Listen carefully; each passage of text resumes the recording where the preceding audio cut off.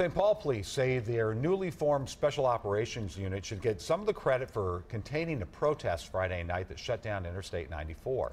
The protest came just hours after the acquittal of Officer Geronimo Yanez in the shooting death of Philando Castile. 18 people were arrested, but there were no injuries reported for either officers or demonstrators.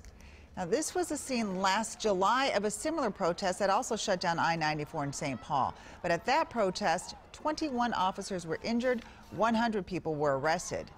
Esme Murphy talked to St. Paul Police. She joins us right now. And Esme, obviously, this was a dangerous situation on Friday. Absolutely. Friday's protest was extremely dangerous, Amelia. St. Paul Police said their goal was actually to keep the protesters off the interstate. But when the crowd swelled to 2,000, they say only a massive show of force could have prevented that. Instead, police had to rely on their new training to control the situation.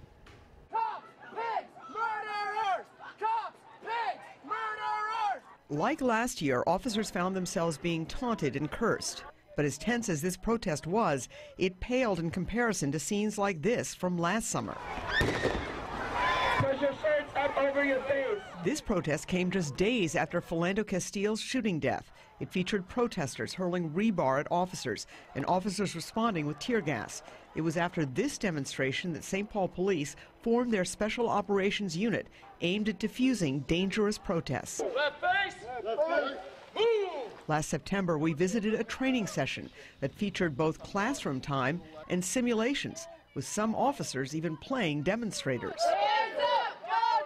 While St. Paul Police did not want to reveal all of their special operations strategies, some were obvious, like formations of officers pushing protesters back. Move back!